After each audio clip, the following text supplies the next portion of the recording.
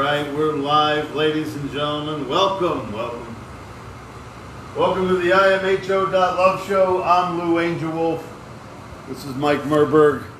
Here we are at Area 52, fabulous Darby Ranch, Florida. Incredible Studio Grand Central t-shirt, which is my buddy Ward Smith's place down there in St. Petersburg. It's a beautiful performance space.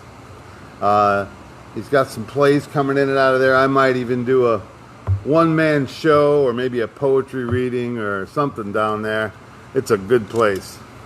Well, welcome to the show, folks. imho.love, in my humble opinion, .love. We are broadcasting from Area 52, which is a sacred little space out here in West Central Florida. And there's some incredible stuff happening here, and we're really, really excited about all of it. And whatever we had to do to get here is what we did, and we're happy for every move. So there's great stuff happening. The title of this show is Social Paramedics, because in a way, I do administer some social rescue maneuvers. Stand-up comedy, of course.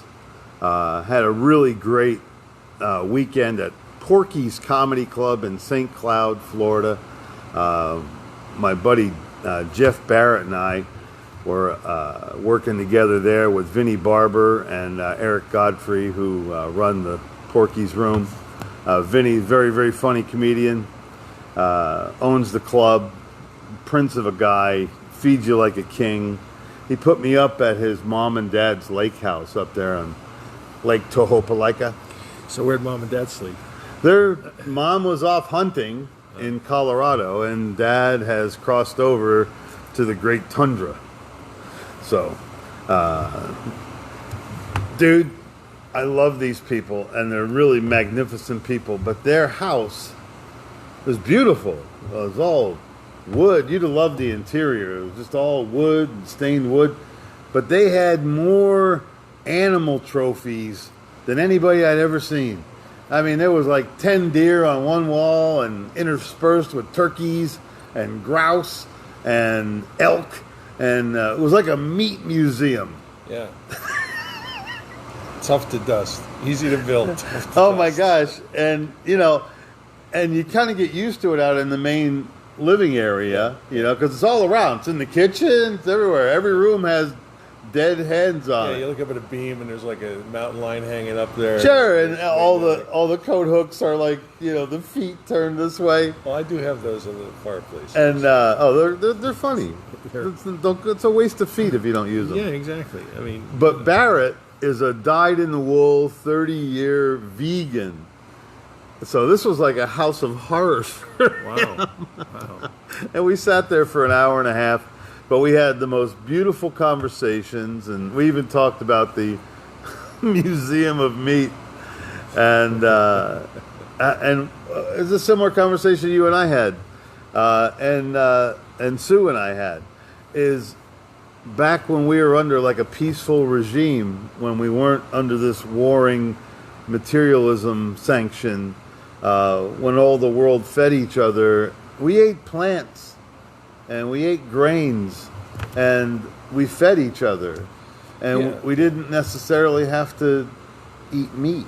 No, and you know, whether there's definitely an intelligent difference of opinion on being vegan, vegetarian, or eating meat, you know, and each one has its own argument. Okay, Mm-hmm. they're all valid. I'm not going to say, Yeah. you know, I'm an omnivore. Okay. Okay. I mean, yeah, I got canine teeth for a reason. Do I eat a lot of meat? No. But you know, when it comes, if you bring over fried chicken, man, I'm dead. That's freaking meat, man. I mean, Dude, before I'm all those things, I'm white boy.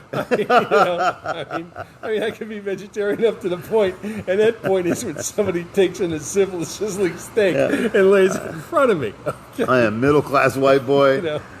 Fried chicken stand will stop my progress every time. Well, what I was getting at is Maybe once a month. Is the nature of I swear. humanity is changing. Okay, The nature of humanity is humanity. changing, Yes. Okay. Okay. We see it where we are because the community we've helped to develop, and we're going to talk about that and why we started this thing and how it all came about. Yes. But the way it's starting to develop, people are becoming enlightened. There are more and more people. I mean, 5 years ago there were 2 of us. Yeah. And now there are almost 500 of us. And they're all the same kind of people searching, okay? Yep. People that have been contactees and experiencers have no other place to understand or to, find who their real tribe is. Yep. Derek Reinhardt was perfect about that, He's like, yeah, I found my tribe here, and no matter where you are, you find your tribe. I miss him, man. I do too. He needs to come back. But the thing is, this tribe is now worldwide. Yes. It is a tribe of CE5 understanders, believers, not believers, that we know. We're Gnostics in our own time. Oh, yeah, I like that. And it's growing away. But what I'm getting at, once Gnostics again... in our own time. Yeah. Well, what I'm getting at is, the nature of humanity is changing. And also, I was reading Gandhi this week. Yes, Yeah. I saw you carrying that around. Yeah, and Gandhi wrote an annotated version of the Bhagavad Gita, which is like kind of my next... Say that again? The Bhagavad Gita. The Bhagavad Gita, Yes, and that's yeah. the Hindu holy book? Yes, it's a Hindu holy book. Okay. But what Gandhi says is that over time the nature of human sacrifice has changed. Okay. I mean, not just human sacrifice, but human sacrificing. And in the beginning, humans sacrificed animals. They sacrificed other human beings. I mean, that is like a totally low vibration, man. What's that? Children, still going on today. Yeah, it is. I mean, it still goes on today. However, the higher nature of sacrifice is such as, okay, they went from, human beings to animals to, the best of the fruits and the crops. Yeah. And then they went to, self-mutilation as a sacrifice, which is kind of a bent arm of this. But the bottom line is that what Gandhi says is that the nature of sacrifice has changed so that the nature of true sacrifice is doing for others. Yes. It's compassion. That's so, that's so Tao. It's a universal truth, as we would say in Tao. Well, you've been rubbing that tit for the last few weeks, so there's some validation from Gandhi. Yeah, absolutely. He's a wonderful writer. And he, like so many, were unable to write until they actually were sentenced to prison. He was in prison in South Africa, as I believe, as an activist there for a year or two, and that's where he started writing on the Bhagavad Gita. He also said that he had a very limited ability in Sanskrit, but he said that Sanskrit's the mother language of the Eastern Asian tongue, Indian and goes down into the peninsula. But Gandhi said over time, you can't read a book that was written 3,000-4,000 years ago and understand it because the nature of the description of the words have changed, so that they're only valid, as a situation, and the new words come about to describe that situation as it evolves with humanity. So he does a little bit, a different angle on it. And I do the same thing with what I've written. I finished the book this week, by the way. It's done. it's Brother. Done. It's done. It's ready to go to 81 chapters. 81 chapters, just like the Tao Te Ching. But this is shorter. The Wahoo Ching is much, much shorter than the Tao Te Ching. The Tao takes a lot. Every line or two. What an effort, man. You got to digest it, so. Well, and you know what? It's funny. When I read your entries, I tend to read them too fast. Yeah. Then I stop and I go back and reread them at a slower pace. Right. Sometimes I even read them out loud so I hear them better. Right. And wow, it's just depth, it's truth, it's pure reason. But to just go back a little bit, translationally, Sanskrit. Oh man, who's calling me during the show? It's your son, of course. Leave it go. I think it just goes by. Can you guys hear that? Can you hear that? It's good music, though. I got the computer hooked up. It's probably that guy suspected spam calls me all the time.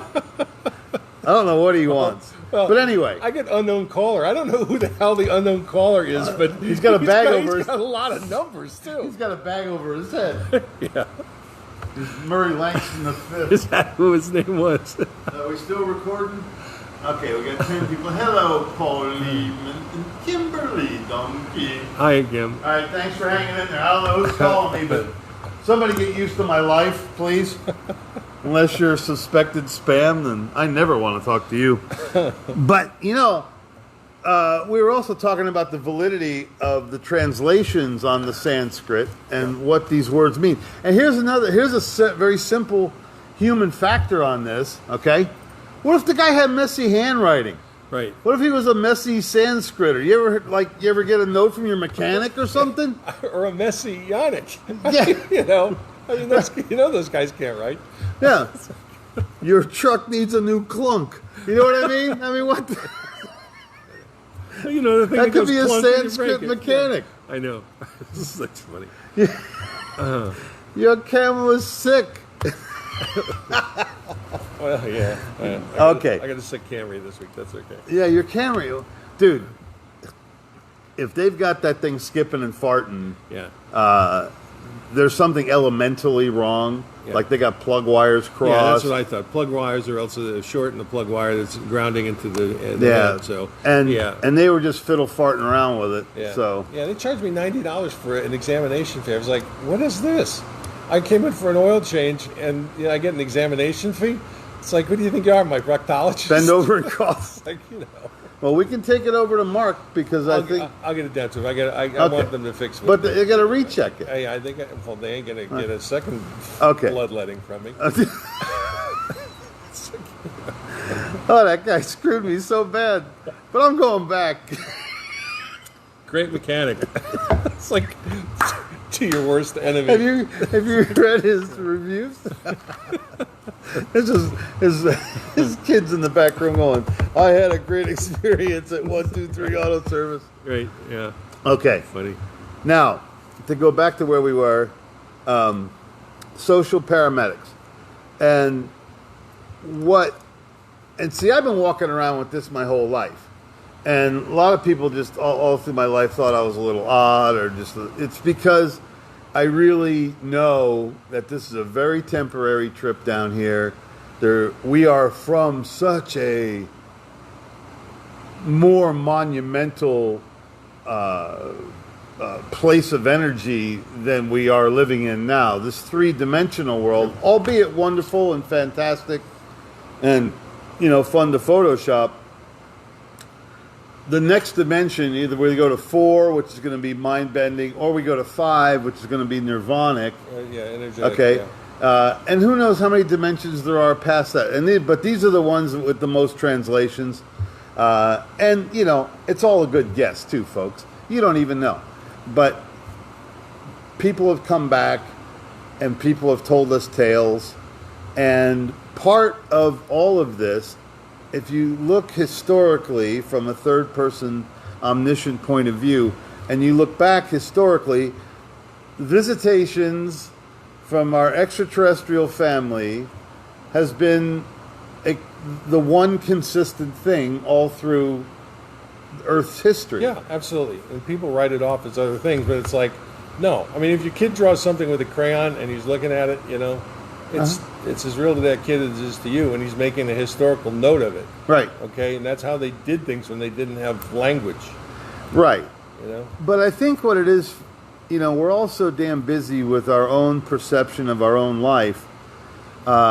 Things that are really confusing or hard to process, we tend to write them off. Yeah, well, you have to if there's nobody to process them with, Right. And that's where the social paramedics come in. And that's why I started the group here after my contact in October of 2015. Is I didn't know how to process it. I'd had other contact experiences, and then I was left alone for like 35 years, and all of a sudden this happened. And okay, I'm an adult now. I've had, I didn't do those kind of drugs anymore. But once it happened, and I got the download, which concluded with the writing of these books. I didn't know how to process it. So the first thing I did is I reached out to friends, intelligent Okay. friends, and they kind of got me started. The next thing I did was went to a psychologist. Intelligent friends, you mean like psychiatrists? Well, or just like Hollis Polk. Okay. Reached out to her Got you. through Susan Patton. My ne'er do well buddies from undergraduate, who did well in life and still remembered me to counsel me. But and there's a vast difference on who you tell yes, about your So- ET experience. So I go to my. So the first thing I did was I looked around on the internet. I was like, oh my god, I need this. I'd like to find somebody professional to talk to this to. What psychiatrist does this stuff? And all of a sudden there was like nobody except John Mack. I was saying, oh great, John Mack, Harvard. Wow, let's go see him. Dead 10 years ago. It's like anybody else out there doing this? No, nobody. So, Wow. So what happened is that I counseled with a psychologist. He's retired now. Wonderful guy. Top end kind of guy. Not that matters like whom you counsel, but multiple professional athletes. Sure. Won't drop any names, but. I come into him. I counseled with him after my son died, and he helped me out with that. And the last thing he said was like after, because I told him, I said I have to move on. I have to forgive the people that killed my son, and I have to move on with my life because I have things to do. And if I dwell in the past, you can't free yourself by shackling yourself to a gravestone. Yes. So the last thing he said to me, which was like 4 or 5 years before the sighting in 2015, he says, look, you have everything to teach me and I have nothing for you anymore. It's like, Wow. I have nothing for you. After you were able to do what you did, with the United States Army and the Department of Defense, I said, I couldn't do that. And once I realized that you could and did and moved on and how you changed, you don't need to talk to me anymore. You got nothing. You got nothing for you. I should be talking to you. Wow. And so after I had the sighting, after this massive download, I went to him to talk, and I told him what happened, and he goes, Mike, if it were anybody else, I would really question what happened. I would think you're crazy. Yeah. And I said, well, thank you very much. I'm very honored that you feel that way about me. Would you like to see the photographs? And There's the clincher. yeah, and at that point I did, and I showed him, and he was like, he had a tough. I was trying to He was kind of dumbfounded. I was kind of getting like trying to unload this stuff off. Like, what do I do next, Doc? And I give this to him. He's like, You just burdened him. shocked. Like the new paradigm has hit him, and it was unwilling and unnecessary, I guess. But what I found is that that people who have this experience and continue experiences like this, coming out here, I had it wasn't a fast walker, it was booking, man. It was really tiny, really high, and we had a UFO, right? So a UFO passover, which is a sign to me.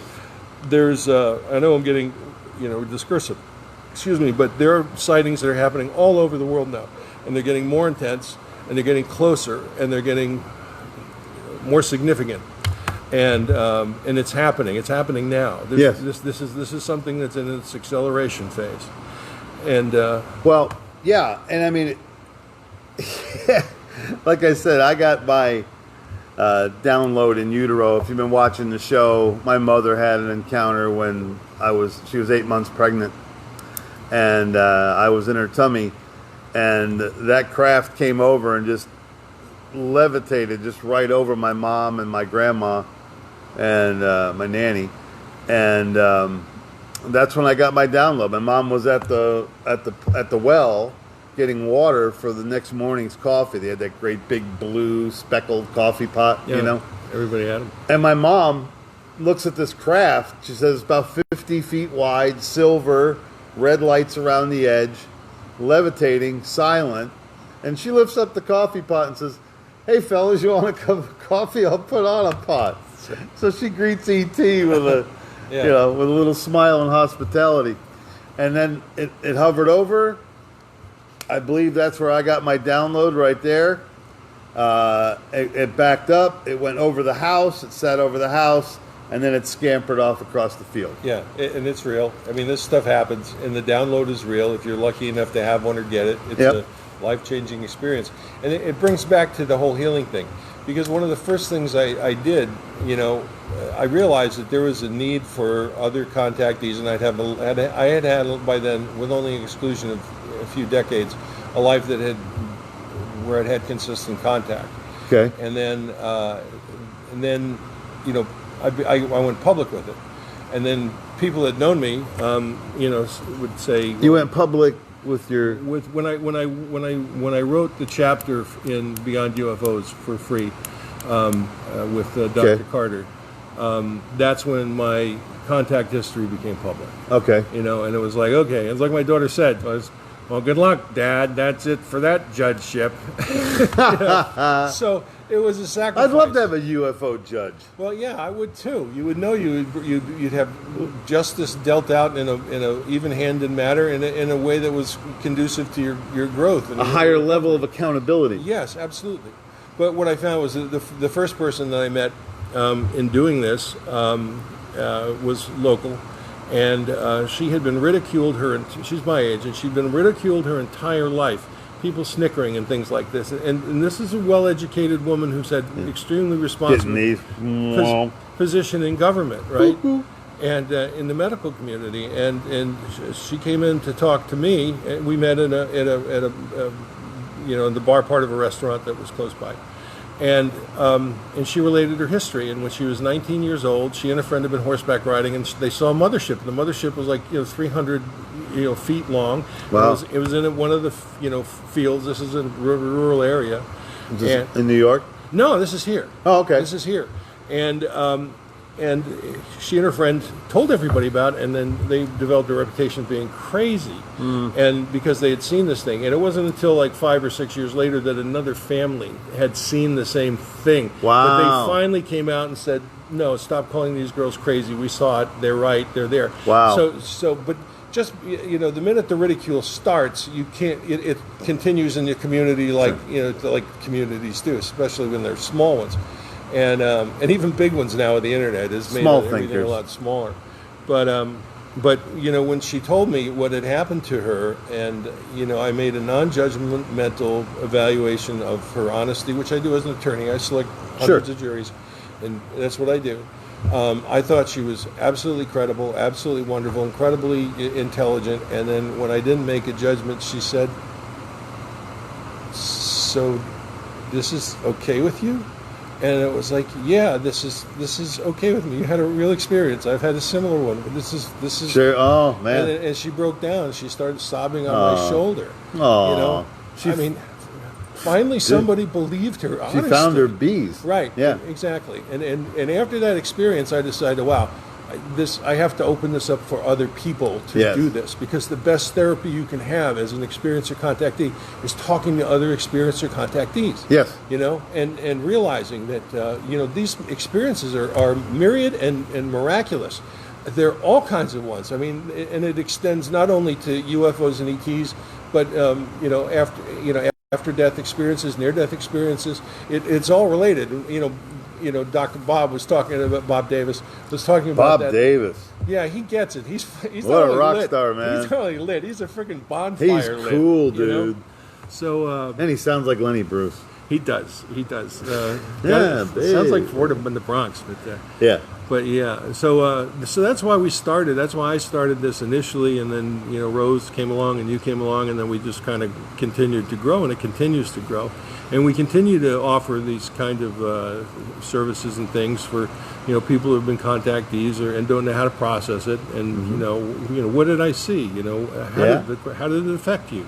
It affects everybody differently, but for the most part, it affects the grand majority, 85% or better, in a very, very positive way. And you need to embrace that and accept it and process it, and then realize that you're a changed human being for life. You're never going to be the same. You are at a different level. You have seen the face of God, and you know it. Yep. And the best you can do is share that with somebody else. It is. There's an incredible energy. There's a quickening in your soul when you see craft. And your heart just jumps right out to you. Yeah, it's like, whoa, there they are. Yeah. That's who we're talking to. Right. That's who we're talking to. Right. And there's a movie out right now called The Guilty with Jake Gyllenhaal, who does a tremendous job acting. That dude, man, he's a fantastic actor. And I know. He had me at Bendover Mountain. No. I knew it was coming. I'm sorry. I had to mention it. Everybody does. It was a great movie, though, but Yeah, I never saw it. Really? You Never should. saw it. Yeah. You should. You got to get over that gay phobia.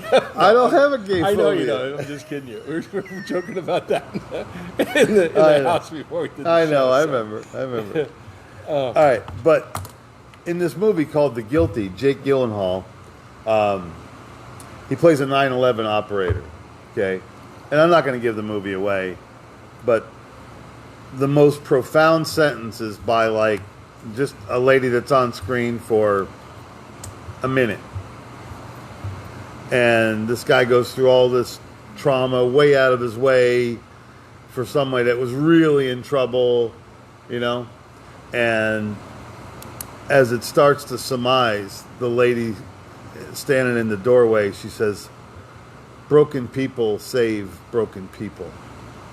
They do. And that's, and that's where that zealousy comes from, the excitement of finding someone that experienced the same thing that you did. Now for me, it's, with all the ET, the extraterrestrial, and soon the ultra-terrestrials are coming. So I am giddy with anticipation. If you name them, they will come. Yeah. I'm rubbing my legs like a cricket. But actually, it's the wings that make the noise. But anyway.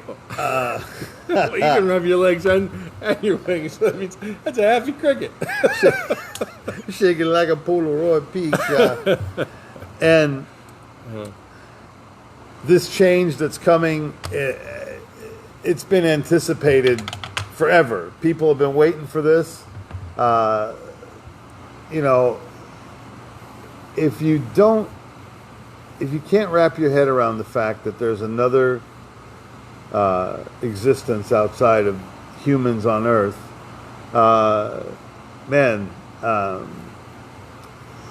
you got to loosen up a little bit, man. This is not the only game in town, and the fact you need to turn off your TV. Yeah, I guess you would turn us off too, but we're social paramedics. We're trying to help you. Turn off your TV because you're getting all these messages, you're getting all these tones, you're getting all these visions, you're getting all these primary colors, you're getting all these reactionary phrases.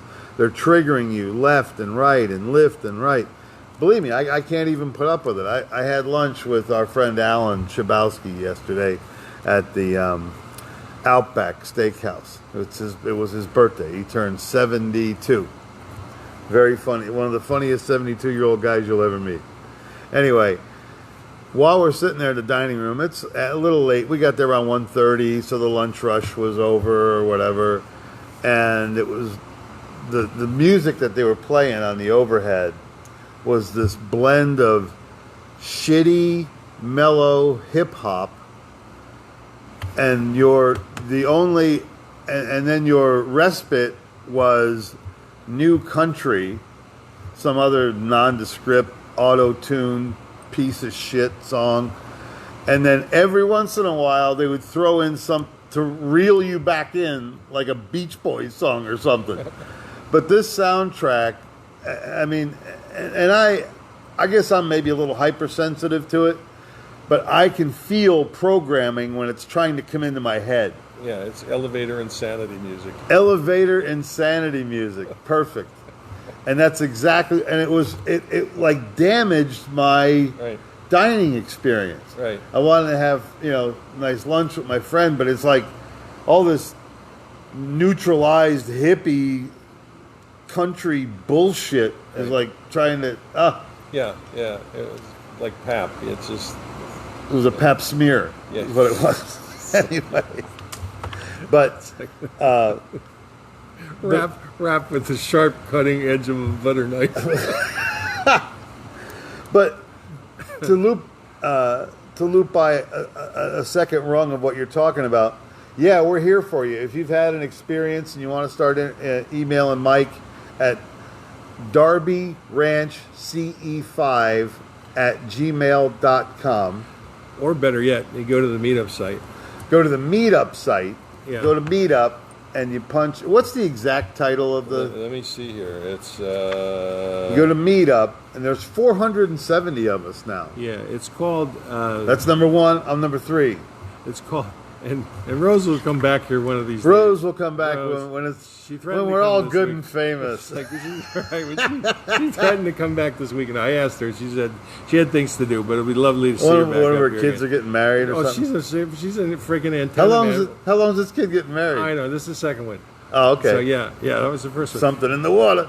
But she, she's a friggin' antenna. There's no doubt about it. So certain people are, and she's just one of them. I was gifted to have her as my first CE5 Oh, she's partner, a cool lady, man. I mean, we just had Talented artist. It taught me so much about energy, about balancing male and female energy. It's just wonderful. Yes, we yes. still have that balance. Whenever she's in the room, it's still there. Yeah, it's a divine balance. She's got a cool, man. And I was lucky enough. I'm lucky enough to have that with other people in my life. So Yep. and it's not just they're female. So if you go to Meetup, what's the exact title? What do you look up under? It's called CE5 Tampa Bay. CE5 Tampa Bay. At Darby Ranch, Dade City, Florida. Dade City, Florida, USA. CE5 Tampa Bay ought to get you there, huh? Yeah, it should get you there. And by the way, I posted if you're watching this, you're watching it on Lou's Facebook site live, and on your site, I posted the last sighting, October. I think it was October 28th sighting. I think it was your birthday. Over in the UK, there was a magnificent. I showed you a short clip of it, but it's a magnificent sighting. Somebody caught this on tape, and it's just further evidence that when you're able to catch this kind of stuff, they're here, and they're not hiding anymore. They're coming. Right. They're making it so much easier. Even in our own situation out here, every month it's gotten more intense, more intense. They're doing a soft intro. They are, and and if you get here, Have you seen the 2022 Buick? it's like, or the 1937 BMW. Did you see that one? Oh yeah, Yeah, that yeah. R Series bike. Yeah, it was. That was gorgeous. Totally Buck Rogers, but because it was German, I had to call it Beck Rogers.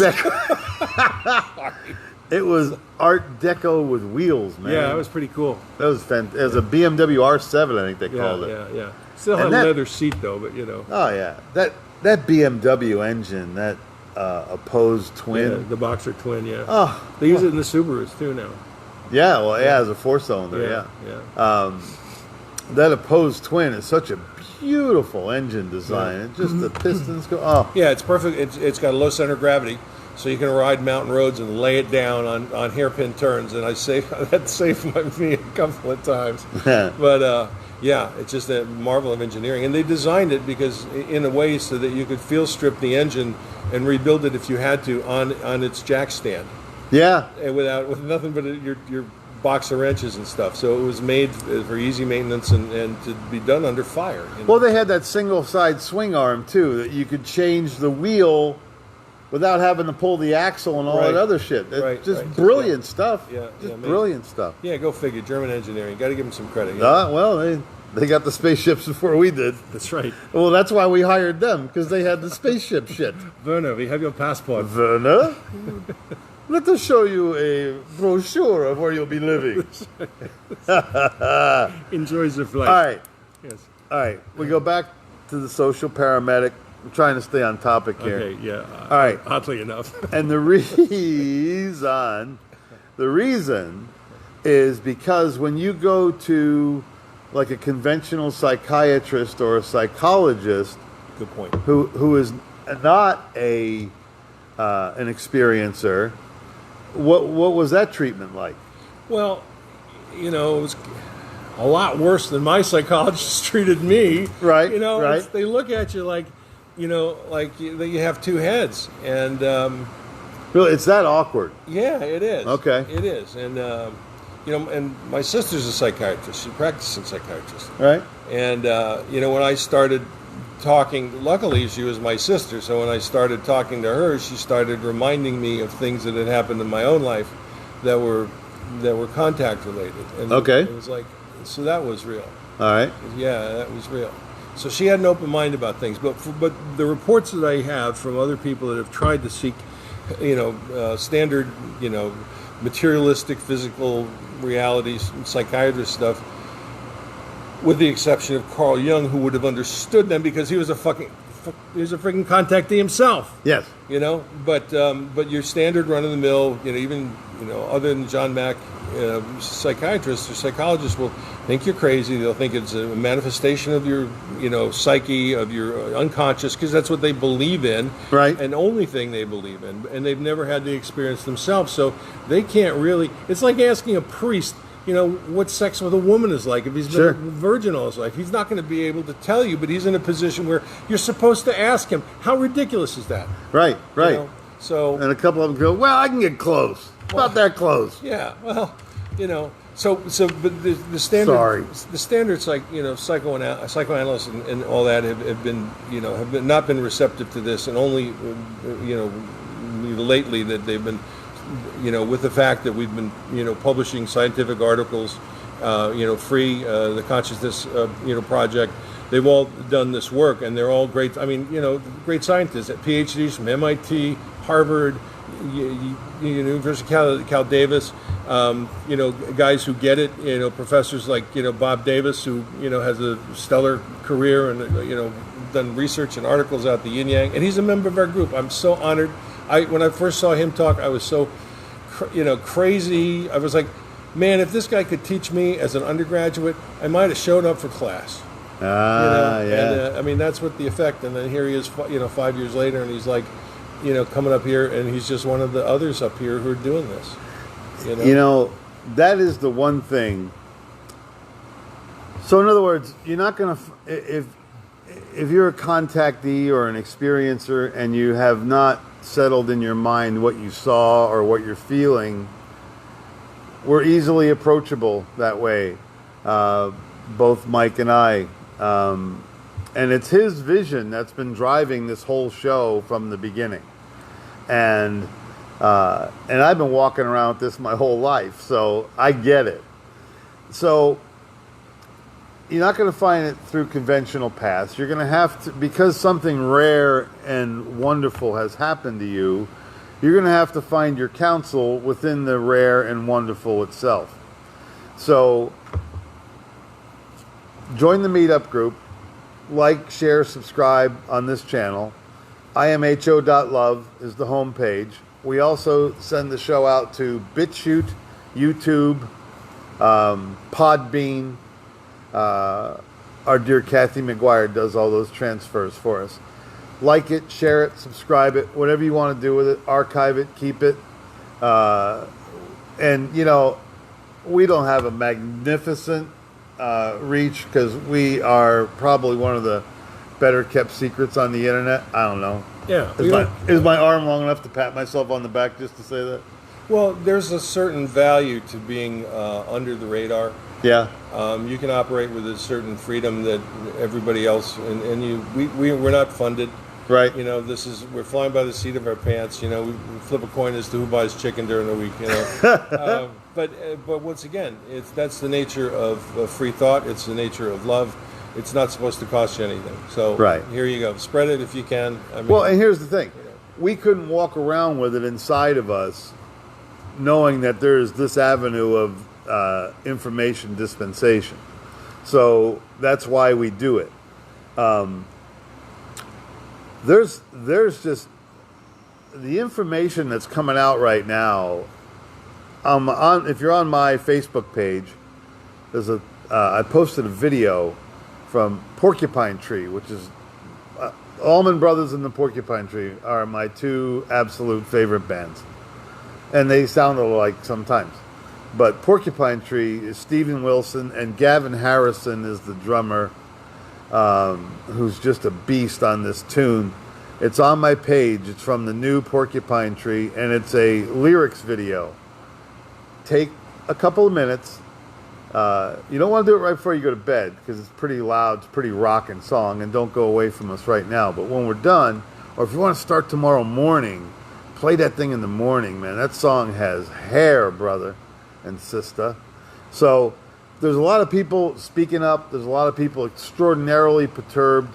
A lot of people seeing right through the veneer of fake news and propagated stories and bullshit politicians and And, probably what, 99% of them are bullshit artists?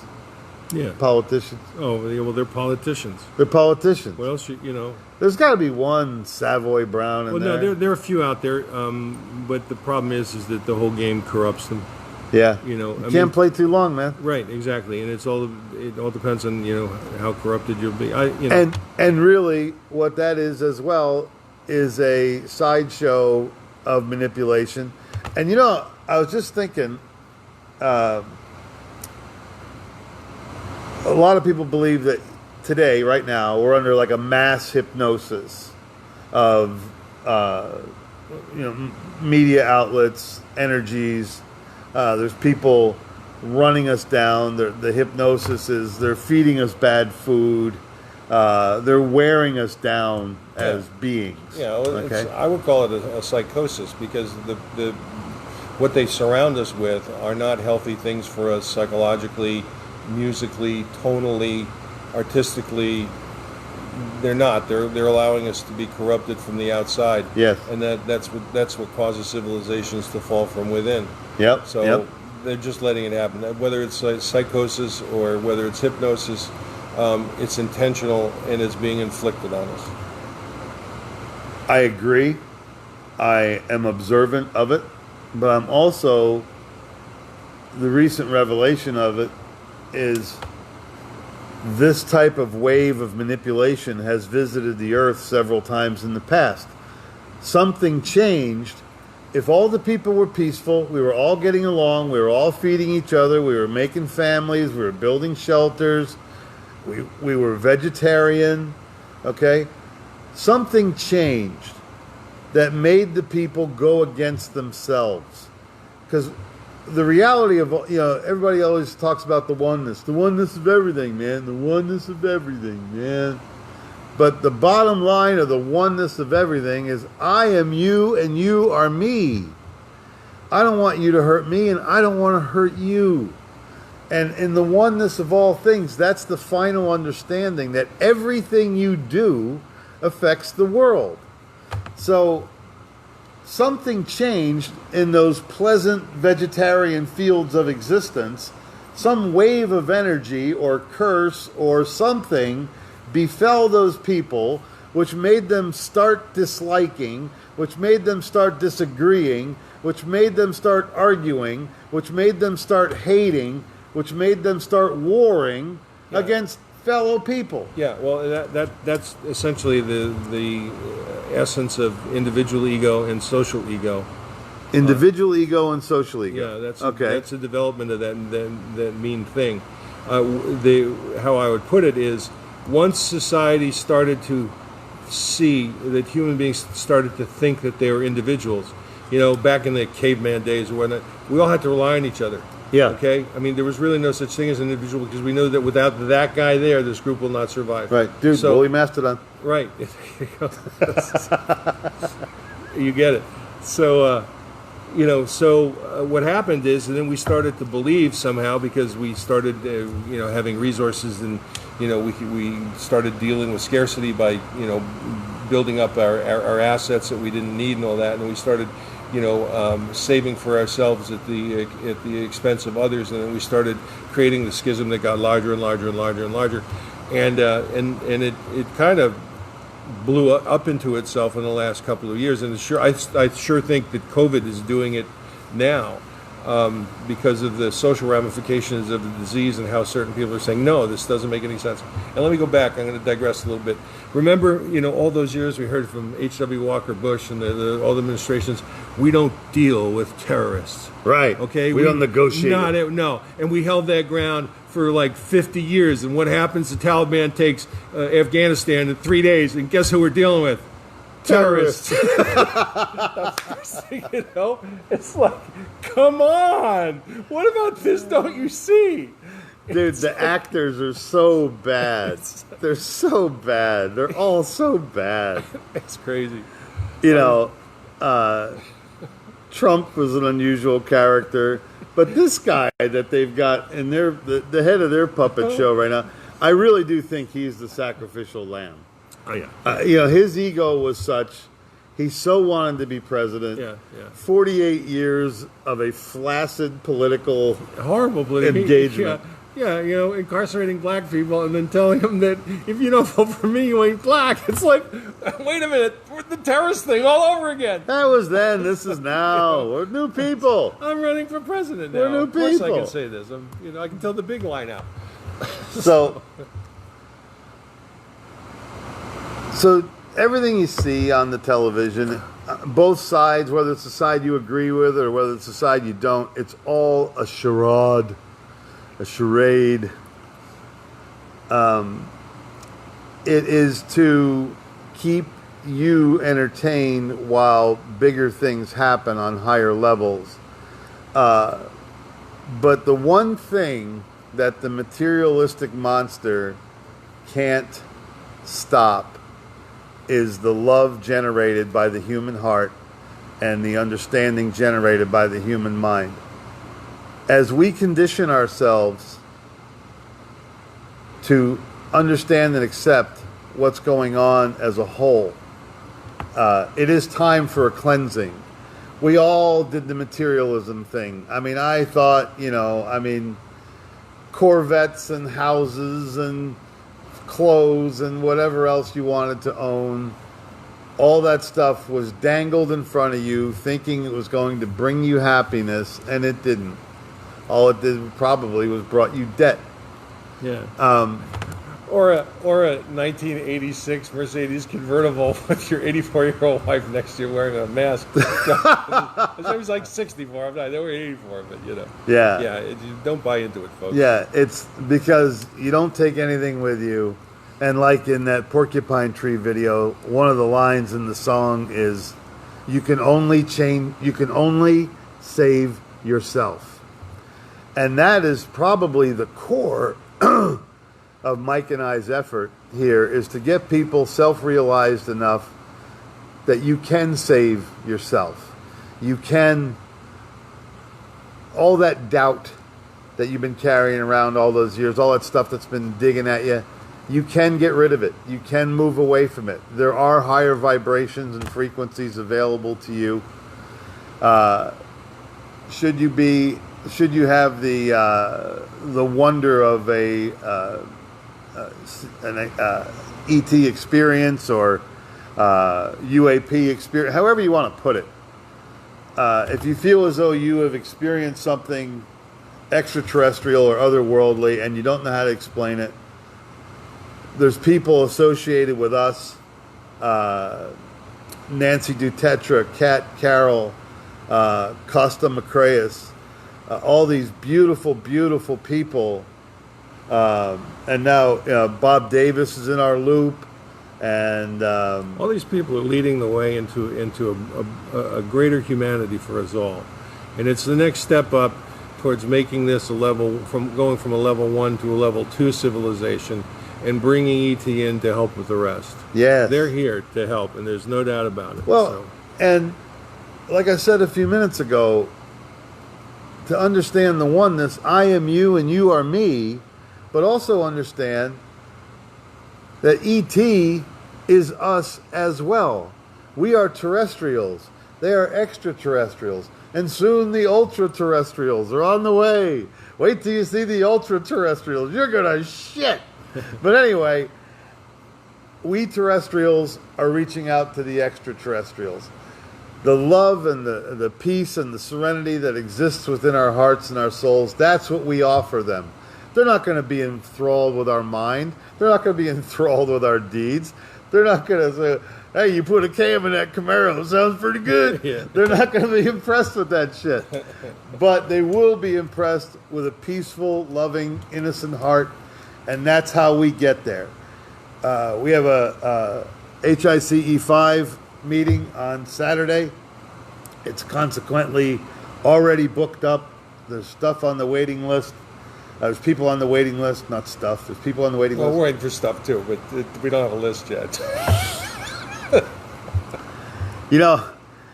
I've been out here a month now, and there are still cookies here. Damn those cookies. people, it's a potluck thing, and a lot of people are busy, so they just stop and grab something at a bakery. Yeah. And cookies are always fun. They're easy. They're portable. But damn it, they get left behind. Right, yeah. And guess who eats them? And we are not beyond temptation. Believe me. Whoever left the chocolate macadamia nut cookies, they were homemade. They weren't store bought. Yeah. Man, thank you. Whoever you were. It's an act of God. Yeah.